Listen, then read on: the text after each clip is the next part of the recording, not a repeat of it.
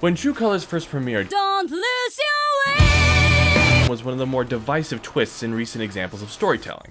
Not entirely unexpected, since up until this finale, Amphibia had been a relatively grounded series, with the only examples of any real magic being the music box itself and Maddie's curses. So introducing so late into the game might seem like a bit of a curveball. Personally, I think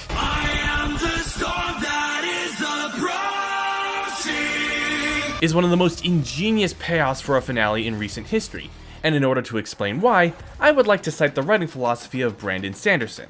According to Sanderson, writing a satisfactory story is all about making certain promises to his audience, and making progress with those promises to deliver a payoff that fulfills those promises. What exactly those promises are and what sort of payoffs they're setting up is something largely dependent on the writer and what sort of story they want to tell, but for the purposes of this essay, we will be focusing on what Sanderson calls the plot expansion.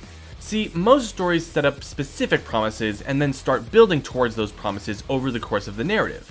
Avatar: The Last Airbender starts with the implicit promise that Aang will master all 4 elements and defeat the Fire Lord, which he does. Lord of the Rings starts with the implicit promise that Frodo will carry the One Ring all the way to Mordor and destroy it in Mount Doom, which he does. Into the Spider-Verse starts with the implicit promise that Miles will become the new Spider-Man, which he does. A plot expansion is where the promise made by an author is deliberately smaller than the payoff they intend to have at the end of the story. They don't just deliver on the initial promise, they expand on it. Luke doesn't just deliver the plans to the rebels, he also gets to be the one to blow up the Death Star. Taki and Mitsuha don't just get together by the end, they also save an entire village. Peter doesn't just find a way to heal all the villains, he also teams up with the other versions of himself and sacrifices his memory to fix the multiverse. This brings us to one of the major advantages True Colors enjoys in this arena. Because this episode is the final part of a greater season, the writers for the show have far more time to set up the implicit promises of the season before allowing True Colors to deliver on them. Which brings us to the question, what are the implicit promises going into True Colors? Well, for the purposes of this twist, there are 2 that are the most relevant. The first is the frequent foreshadowing of Andreas having an ulterior motive for helping the girls. The first time we ever see him, he's moving pieces around on a flipboard board. His dialogue clearly establishing that Anne's arrival at Newtopia is playing into a larger scheme. The pieces are starting to fall into place. Later, when Anne leaves Newtopia, he approaches Marcy stating that he has a proposition for her, and the framing of the line suggests that it's something nefarious. I have a proposition for you, Marcy, and I think you'll find it very interesting.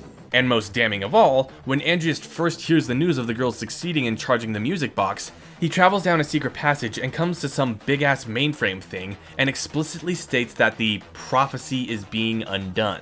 Soon, we will have our revenge. So clearly Andreas has an ulterior motive for helping the girls that involves the undoing of a prophecy, and Marcy is in on it. What that ulterior motive is, we don't really know, but that's okay. We don't really need to know every detail. We just need to know that he has something planned.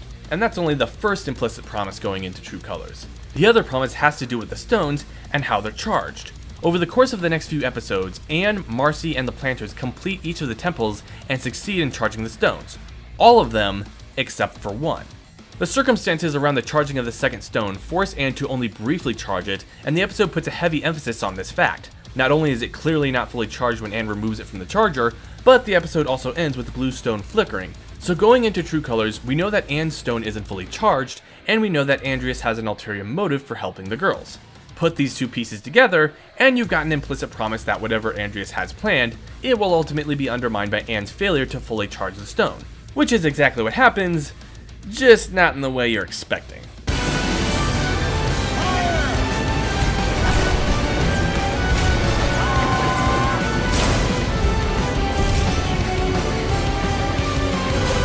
But there's more to delivering a satisfying payoff than simply delivering on a promise in a way that the audience isn't expecting. That's where the true genius of comes into play. You see, is foreshadowed throughout the second season. Anyone familiar with the show and the discourse surrounding it probably already knows about the instances of the three main girls possessing glowing eyes that correspond with their aspects whenever they display the relevant traits. Anne's eyes glow blue during the episode Handy Anne while standing up to mutated vegetables. Marcy's eyes glow green while putting what she's learned about the barber ants into practice in Marcy at the Gates. Sasha's eyes glow pink while lifting the titular hammer in Barrel's Warhammer. In each case, the girls are demonstrating the three aspects associated with each stone: heart, intelligence, and strength respectively. But that's only half the setup. If you watch closely during each of the charging scenes, you'll notice that in each one, the scene focuses on each of the girls' eyes, allowing you to notice their energy is being drained from their pupils as the stone charges. You'd be forgiven for missing this detail on your first run through the show, but it's there, and even if you don't consciously notice it, its presence sets up that the power of the stones originates from the girls. Hence Andrias' exclamation of shock at Anne still being connected. She's still connected to the stone! Without that line, You never see it coming. would not only feel like it comes out of left field, it would absolutely be coming out of left field.